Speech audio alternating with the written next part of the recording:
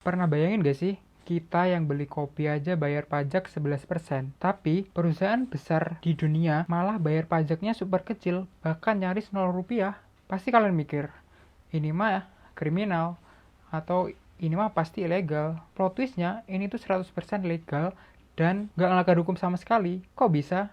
Saya Muhammad Ali Azufa dan di sini saya akan membahas mengenai tax avoidance atau penghindaran pajak. Jadi, di dunia keuangan itu ada dua istilah yang mirip tapi beda nasib. Pertama itu ada tax evasion. Nah, ini yang ilegal. Alias sengaja bohong atau ngumpetin duit biar nggak bayar pajak. Hukumannya jelas, penjara. Nah, yang dipakai sama raksasa teknologi itu namanya tax avoidance atau penghindaran pajak. Nah, tax avoidance ini beda dengan tax evasion. Mereka nggak ngelanggar aturan tertulis, tapi pinter-pinteran nyari jalan tikus atau celah hukum yang sengaja atau nggak sengaja ada di undang-undang perpajakan. Terus gimana cara mainnya? Strategi paling populer itu namanya profit shifting atau pergeseran profit. Kita ambil contoh kasus perusahaan Apple atau Google.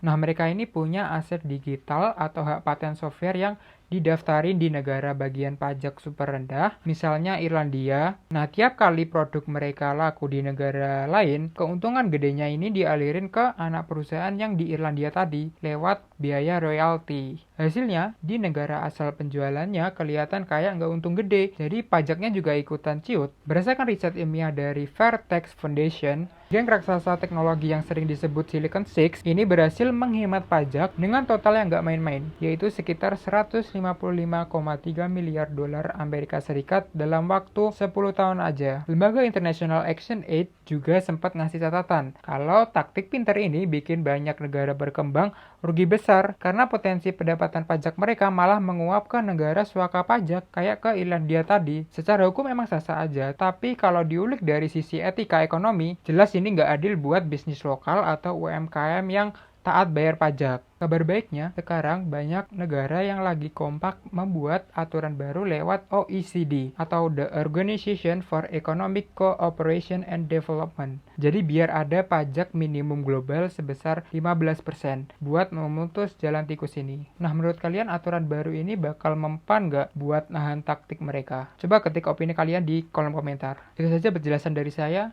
Sampai jumpa.